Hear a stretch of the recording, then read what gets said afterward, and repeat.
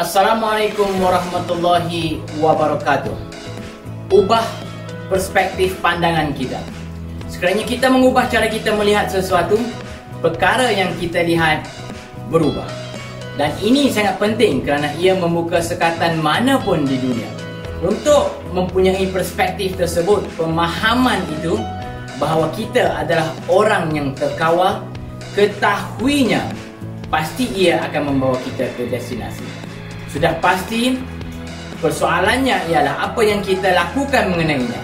Bukan rahsia lagi bahawa jika kita melihat sesuatu dengan lensa yang negatif, ia akan kelihatan negatif. Dan sekiranya kita melihat kehidupan sebagai satu tragedi yang mengerikan dan kita selalu menjadi mangsa yang selalu teraniaya, kita akan tetap sedemikian. Kita pada dasarnya mengaktifkan ramalan yang kita bentuk di dalam akal fikiran kita. Kita adalah siapa yang kita percaya. Dunia di sekeliling kita wujud kerana kita membiarkan diri kita melihatnya. Kata-kata seperti sukar, mustahil, gagal, tak boleh, ia tidak mempunyai makna. Ia tidak wujud sehinggalah kita memberinya makna dan terhasillah segala yang kita nyatakan dalam alam, dalam akal fikiran kita. Cuba pertimbangkan. Kita yang mencipta perkara yang negatif dalam hidup. Kita yang membina halangan yang sama sekali tidak mempunyai alasan untuk bangun dalam hidup. Terdapat dua pilihan dalam hidup.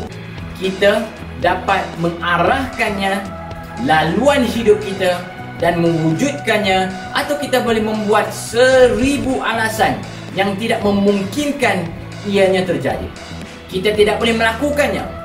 Kejayaan itu bukan untuk kita. Bermulalah dengan perkara yang kecil.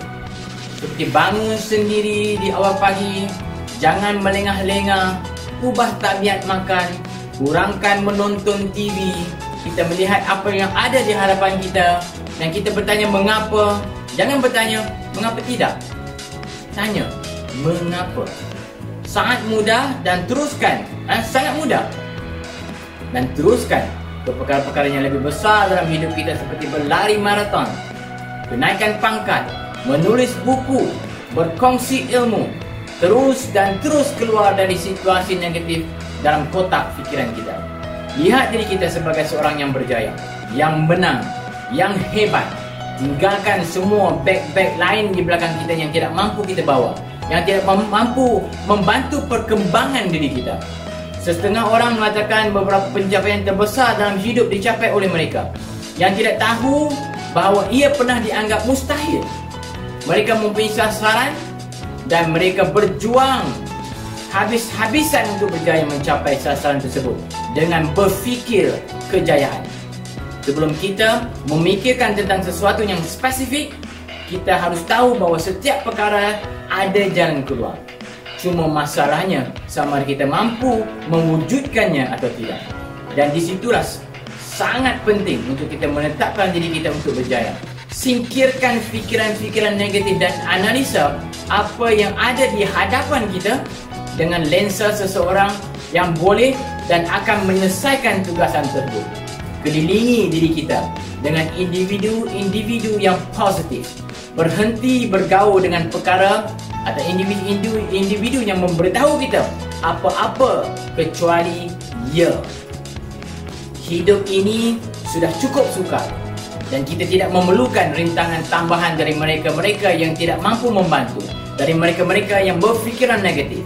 Dan ini tentang hidup kita. Ini tentang hidup anda dan matlamat hidup kita. Kita yang menentukan. Positif dalam pikiran, usahakan untuk merealisasikannya dalam hidup yang nyata. Salam Nusantara.